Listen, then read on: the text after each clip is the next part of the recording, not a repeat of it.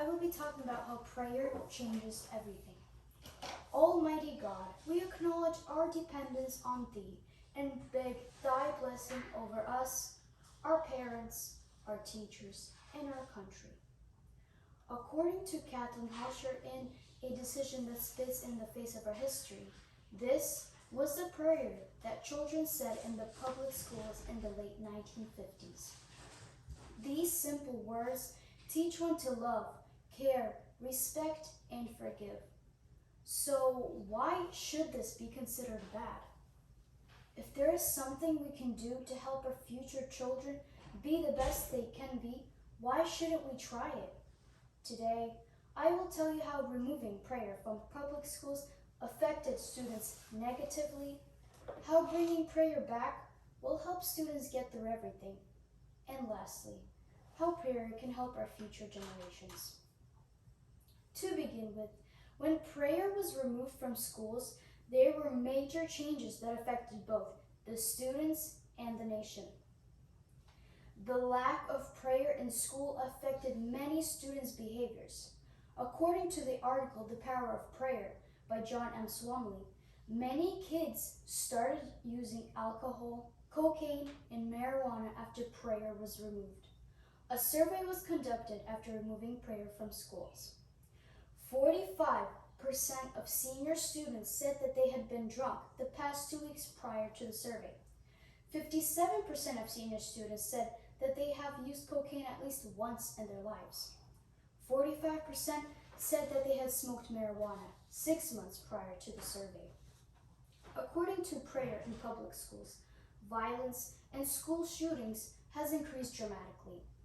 In the 19th centuries, riots and other forms of violence erupted in New York, Pennsylvania, and Maine over the issue that concerned religion in public schools. School shootings took place almost instantly after removing prayer from schools. Now that we have discussed the problem with removing prayer from public schools, I will talk about how prayer can help students get through everything they might encounter with. According to Tuberville in his speech called Putting God and Prayer Back into Public Schools, he explained that we have got to start teaching our young people moral values again. Prayer has power to change a person's life. Many people pray when they cannot control the situation. This helps lift the load off their shoulders. A person's life can change depending on what results they're looking for. Prayer does not always change the situation, but it changes the person's praying. Prayer also gives an eagle view of the situation. Maybe sharing your burden with someone will make a person feel better. School prayer may be the only way for some students to open up. Think of the students that might be abused, neglected, or not loved in their homes. When people are in trouble, they pray. Moreover, after discussing how prayer can help our students in schools, I will now talk about how it can help our future generations. Prayer encourages people to be the best they can be. Just like taking prayer out of schools influence schools negatively, allowing prayer back in schools can change it positively.